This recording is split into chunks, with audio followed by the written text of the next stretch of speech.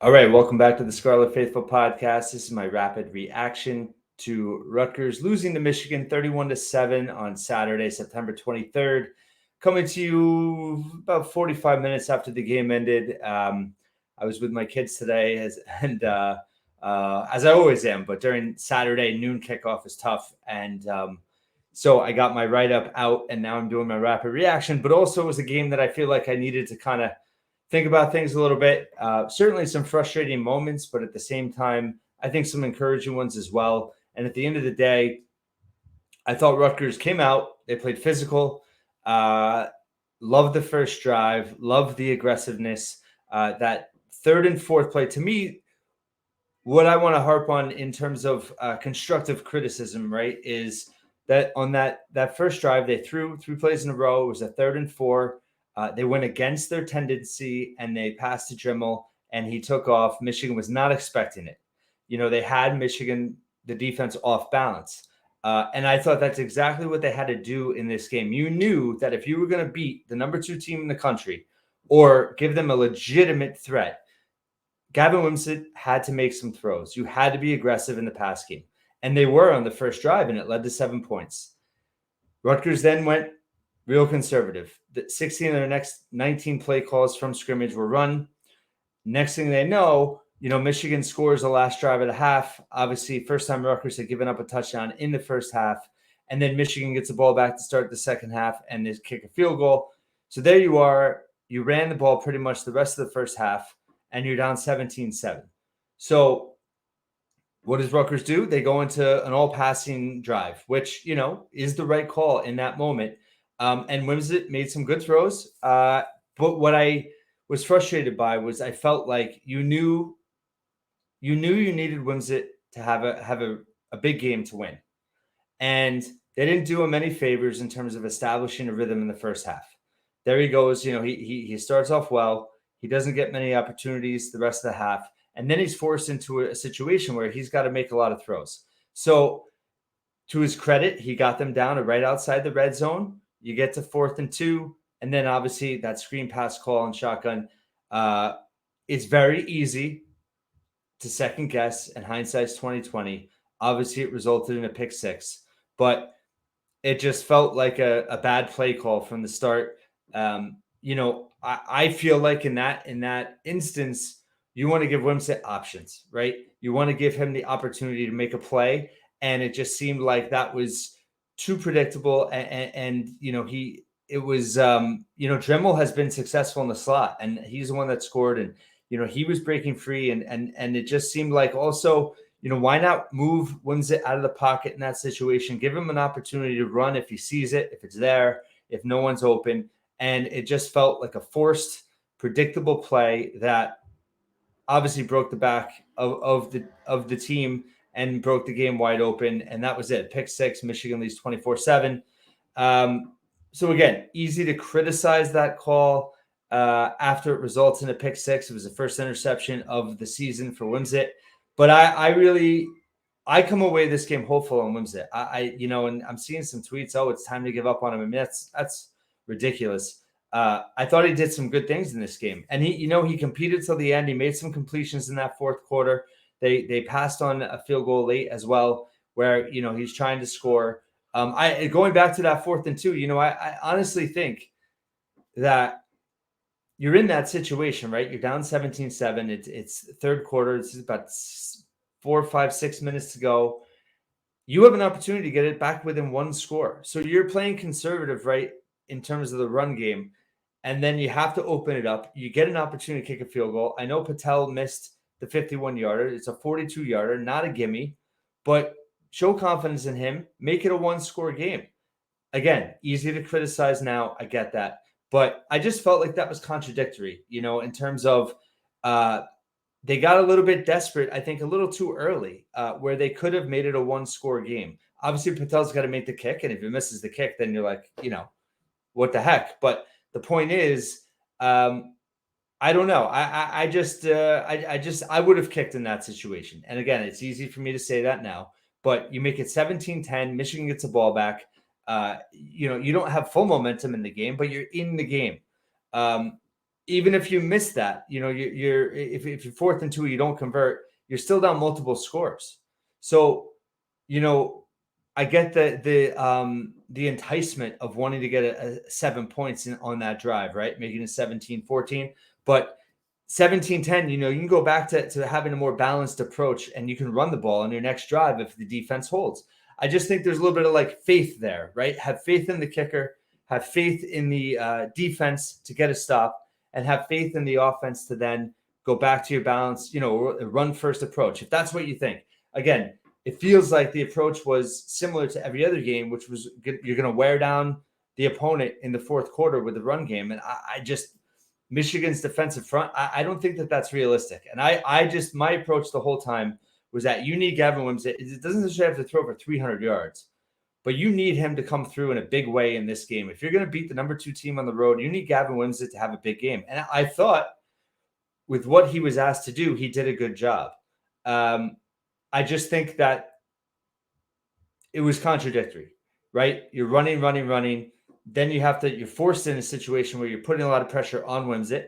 He made some big throws. They got down near, and then you have an opportunity to make it a 1-score game. So I understand, not everyone's going to agree. I understand that people are upset about the officiating.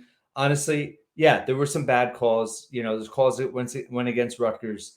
You had that obviously phantom holding call in the first half that really changed things. Rutgers could have been, rolling with the ball in Michigan territory and a 7-0 lead. That changes, certainly the outlook at that point. There was that no fumble call. There was the I know I'm missing a couple things, but there was certainly some questionable calls. My feeling on it is to be expected. You're playing in the Big House against the 2-time defending Big Ten champs. You can't expect to get any calls. You just can't. And you have to be able to overcome them, and you have to plan to overcome them. And again, that goes back to me, my feeling on being more aggressive with the pass. I just think that you knew you were going to deal with adversity in this game. You knew that you were going to have things go against you. I don't think running it 70% of the time is going to get you to where you need to be. And I say that respectfully. And, with the officiating, like I said, there were some bad calls, but it doesn't really bother me as much because I think you have to expect that. You're not going to, and conspiracy theories, all this stuff. I mean, I just think you can't expect to, Shiano's comments at halftime sounded like he was frustrated with it. I don't know if he's going to clarify it in the post game or not, but I just think that all this going in, right? You know that you're not going to get calls. You know that things are going to go against your way. You know you're going to face some adversity. And what is the equalizer in countering that? And it's big plays, right? And I think personally that's through the air. And I think that Wimsatt, overall for his development and where I think he can be in November, I think this was a step forward. I really do. I like the way that he handled himself. We wanted to see how he was going to handle himself when he got punched in the mouth when he faced adversity. And I thought on that drive, he did well. He wasn't perfect. He made a couple of bad throws, but he made a couple of big completions too. And then credit to Isaiah Washington too on that. He caught it out of bounds, came back, made an even bigger play, and got inbounds. I thought that was big for his development too. Obviously, an older guy, but we don't want to give up on him either. And I thought that was big. Dremel, I thought, played well. Ian Strong had a big catch late. Tight ends really weren't involved. Running backs didn't get too much going in the pass game. But overall, I thought it was positive. With Wimsatt, I thought the defense played relatively well. They got worn down there in terms of that end of the first half. I was hoping they would just bend, not break. They gave up that second touchdown. That really was the huge play in the game. Michigan going up 14-7 and then having the ball back at the start of the second half. That was big. And then they got any points necessary. They got a field goal. So that was huge for them. And that really put the pressure on Rutgers. I thought they responded relatively well. And then you had that 4th and 2 that changed everything. So, Rutgers competed till the end. I thought they played physical. I thought they were able to, they looked the part in the sense of, Michigan wasn't pushing them around. Michigan earned the victory. They earned this victory. And although the score wasn't as close as people had hoped, I think it was a push on the spread. I thought there were some encouraging things there in terms of how Rutgers represented. I thought that they came out with urgency. They came out to play, and they didn't give up. And I thought that honestly, the play calling put them in some bad spots. I think that the offensive line, I have to go back and watch, but I don't think did they allow any sacks. I don't know if they did. Let's see. Have it here in terms of sacks. There was sacks yardage. Well, that doesn't make sacks adjusted. There was let's see, tackles for loss 2. Rutgers had 2 sacks and did not allow any. So that's a great job by the offensive line. In terms of third down conversion, Rutgers was just 3 of 10 and 0-3 on fourth down. So that was, obviously a struggle. Michigan gained 415 yards. Rutgers had a couple costly penalties early on. They were Michigan was 10 of 15 on third and fourth down converting. So that was huge. They were able to really come through. The average, let's see, in the run game, Rutgers just 3.3 yards, Michigan 5. There was that 1 turnover in the game. That was it. So the defense didn't force any turnovers. But overall, I thought the defense represented well. You take away that pick 6, it's 24 points against Michigan. Without that, I thought that was a good effort. For sure, there was some frustrating moments. Max Melton gave up that touchdown. He didn't really turn around.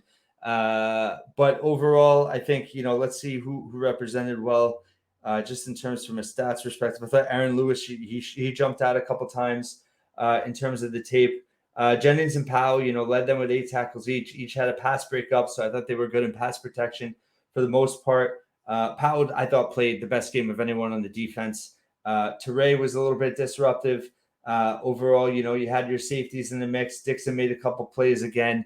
So defense, I thought they represented. Flynn Appleby, I thought, was pretty good in terms of punting. He had a couple, he had a bad punt at the end, but he had that 75-yarder with the bounce. Overall, did fine. Patel just missed that 51-yarder. I know people said he would have made it from 46 if not for that penalty, but they were going for it. So it's a hypothetical that, it wasn't reality. Overall, obviously, if you made that field goal, that would have been a huge moment in the game. So feel bad for him. But overall, I feel bad for the team because I thought they played really hard. And I think that the score, very well could have been closer. But biggest takeaway, end of the day, nothing is off the table for what their goals are this season. This result changes nothing. Hopefully they got out of there healthy enough. We'll find out, this week and next game. They have Wagner now. But the whole idea was to win those first 3 games and get to October with a real chance, right? Hold me to October. I've been saying it for months. And this result changes nothing. And if anything, I think for Wimsatt, it gives him some more confidence. I think it allows the coaching staff to take a step back and to look at the approach, right? You're going against the 2-time Big Ten defending champs.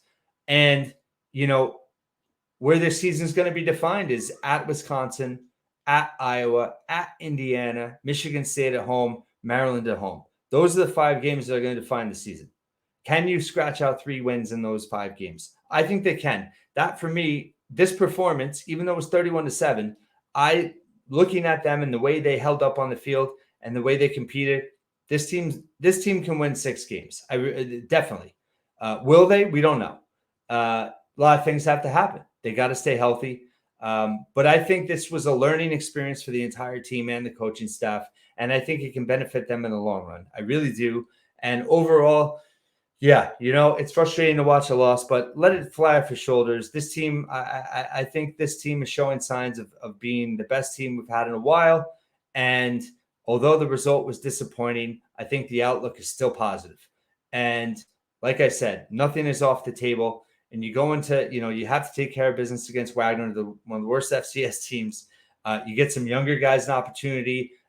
You get your 2 deep, hopefully then go out and play really well and get a little bit of extra rest before you have a crucial October, back-to-back games at Wisconsin, Michigan State on homecoming, and then at Indiana, which I've said that game, worries me. Wisconsin's not unbeatable at home for sure. So having this road game in the bank to then go to Wisconsin, I think that can benefit them. I think they can learn from this. And overall, still positive about this team. Like I said, easy to second guess. I'm sure that won't be appreciated, but that's what I'm giving my honest takes here. And I just felt like you needed to trust Wimsatt more in this game, and you needed to put the ball in his hands more. And the idea that you're going to run down Michigan and wear them down, I just think was, a little bit of fortuitous thinking. Didn't work out. The fourth down call, obviously, second guess that to the moon. Officiating, frustrating for sure. But Rutgers is 3-1, and they're gonna now go home, get healthy, play in front of their home fans, and then we're gearing up for a big time October. So thank you for listening and watching this rapid reaction on plenty of post game on the ScarletFaithful.com. I have my 3 takeaways as well, and we'll talk to you tomorrow.